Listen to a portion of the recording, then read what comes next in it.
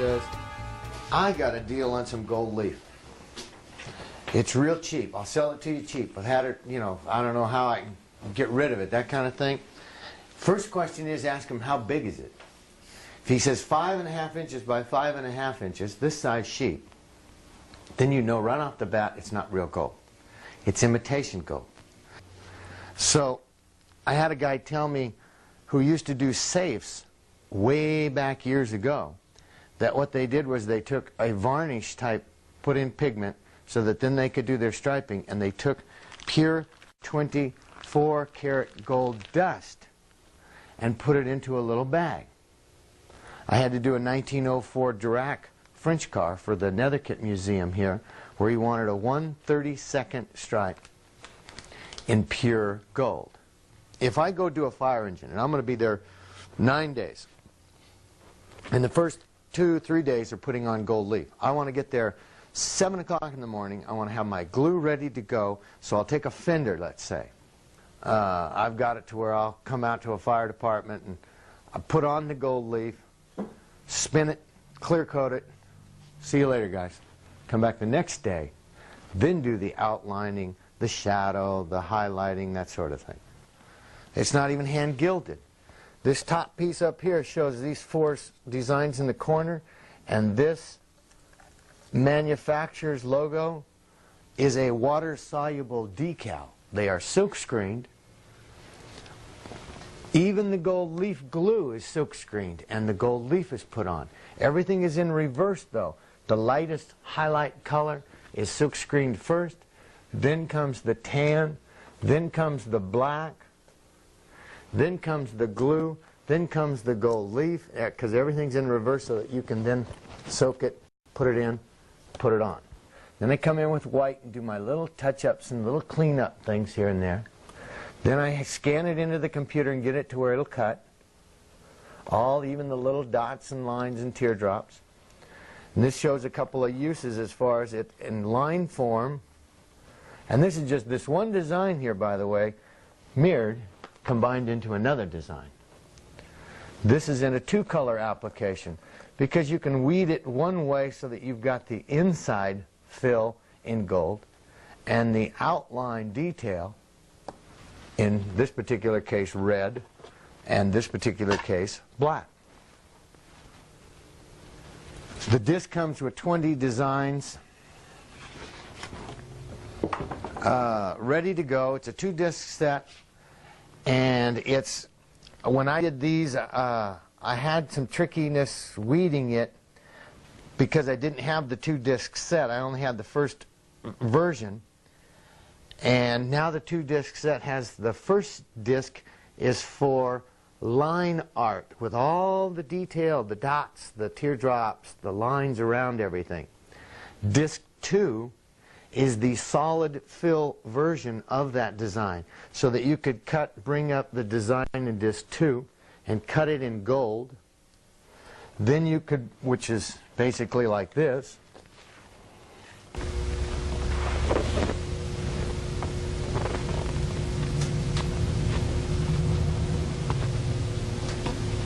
I'll do a quick little scroll thing here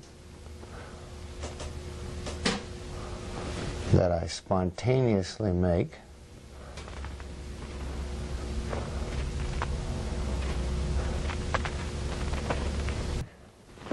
And hit it. Now I take the cotton ball, come in and very lightly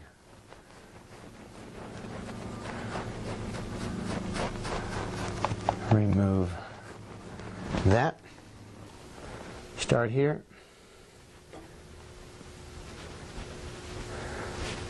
So this is what you do. Now you see, another thing is I kind of pull away and then come back to it. I'm making sure that those center points are all in line. Dry, but not really sticky. If it's sticky, then it's too wet.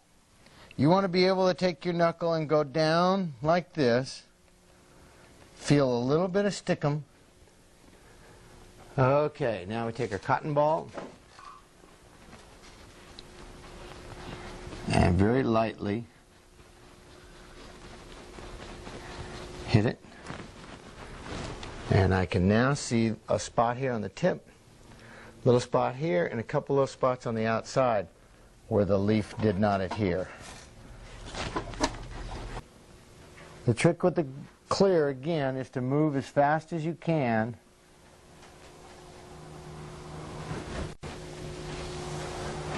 Getting it on, because if you overwork it too much, the little bit of thinner you put into the clear when you palleted it starts eating into the gold.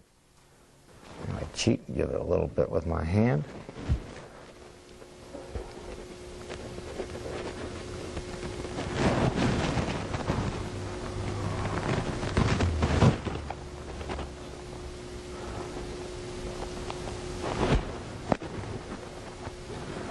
Let's see, where else do I want to do this? So on the shadow side, you use the dark color, and on the highlight side, you use the light color. Or you could do it all in black, and then come in with just the white highlight. And you can create a layered shadow look by only double coating that one part closest to the scroll dimension, so you can really see that thing take shape.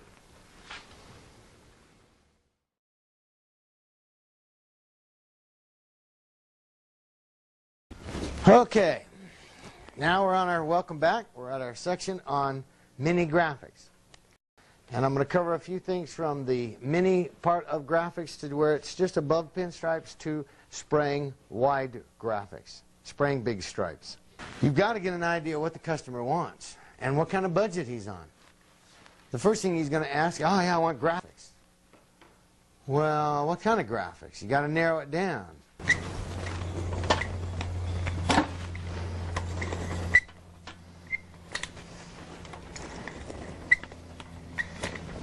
Now we're going to get just a little flicker of the pink that's out here into the rest of it. Here's one of those times where you think you've overdone it. You've gone, oh God, now what have I done? And you've maintained a solid to a fade texture to a solid again. You've just switched things here and there. And yet it's all within a controlled amount of space. You don't want to just take an acid brush, grab it, dip in paint, and start flicking paint anywhere. Here's some of the conventional standard way we would tape it all off with the fine line tape. Then the masking tape to fill the extra areas. Then we could splatter a little area like I showed you recently. Now you also notice that within these stripes it goes from a one color to a lighter color, back to a darker color to a lighter color, and it has this highlight in here.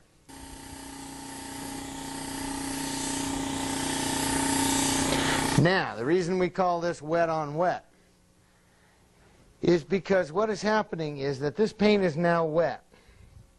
And this airbrushing that I just put onto it is also wet. One is a simple wet on wet neon. Brush your letter, airbrush some white, airbrush some red, a little bit darker color, then come in and airbrush an outer mist around the outside edge. Then you come in and do your outlines and your shadows, giving it just a little quick airbrush highlight. Add a little chroma look to it. You would basically airbrush your sky or your ground first. Give it a couple little effects, then you blend in your sky. Then you would unmask it and you come in with some of your detail work, add a couple little of your highlights and give it your reflection in the mountains, the foreground. Background, excuse me. And then a couple little highlights or shadow, chrome lettering is done. Before you, for this part of it, before you begin to put on any kind of graphics or striping or anything, the first thing you should do is to take some wax and grease remover, MEK, Bonami, polishing compound, anything you can think of to lacquer thinner to get rid of the wax. Now to extend the graphic, just simply take this part that you cut off, pull it into the back section of it.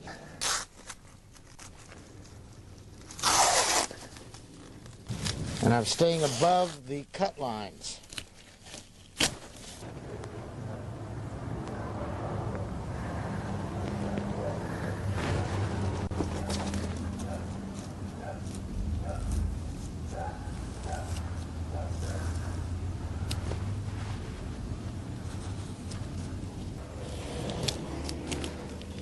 These are the dramatic shots you always see in the pictures.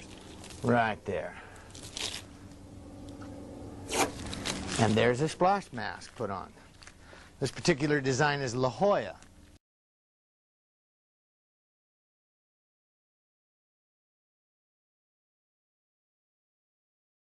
Welcome to the art of pinstriping. We're going to cover, starting off with the striping history, some of the decades and different things. We'll go into the brushes, paints, thinners and reducers, additives and activators that we put into the paint to make it flow out or do little things with it, pre-cleaners, wax removers, reference material. I'll go through all the different books and magazines and things. Then we'll actually go into striping, some teardrops, and some consistent lines, and we'll do a whole series of maneuvers that they actually put on. Some of it was hand painted. This is an old phonograph type thing. You had to hand crank it to get it to work. These were little viewer things for those little flicker movie things that you used to go in and spend a quarter on, or a nickel, I guess it was. Coca-Cola machines, that was real popular. A lot of the stuff in houses. Then there's the Grumbacher, the Marx brush, the Lang nickel, the Liquitex Dominican Republic. A lot of people like this Dominican Republic brush, but they don't make it anymore. This was a Hamilton short hair. They don't make this anymore. They switched for some reason from this brush to this one with a long handle because the European guys were doing a lot of wheels and they couldn't get their hands up in those wheels. A little bit of thinner.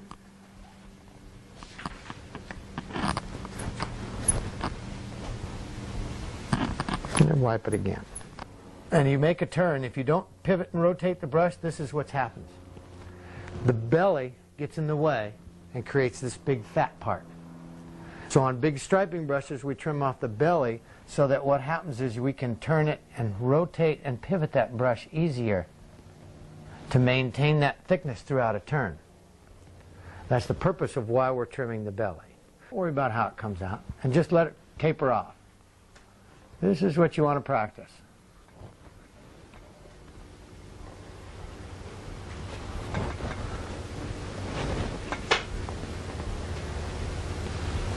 But we want to take that teardrop and try and just put a simple little maneuver like this. Or you continue with the teardrop. Don't try and twist, but just one simple motion. Now see what happens. I'm going to show you what happens if I do not pivot that brush a little bit as I move it. What happens is I start off with my teardrop and then it flares out because the belly's getting in the way. So what I want to do is I want the teardrop to hit the surface and I want to make a little twist of the brush. It's just minute.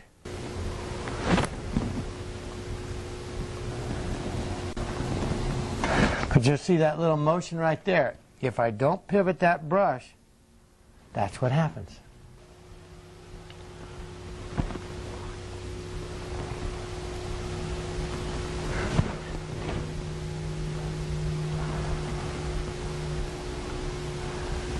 To a very thick, back to a very thin. Same thing. Thin to thick, to thin, to thick, to thin. Those maneuvers and combining them into one design. Get that thick to thin, staying thin all the way around until you get to a point to where you want to get thick in the opposite direction. And what you want to do is be able to get the hang of that brush and then come up to the tip and go off into a little thicker stroke. Then by taking it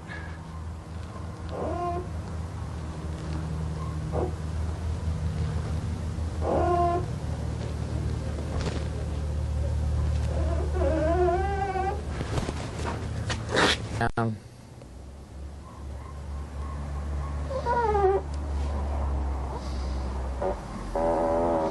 back in and fix it.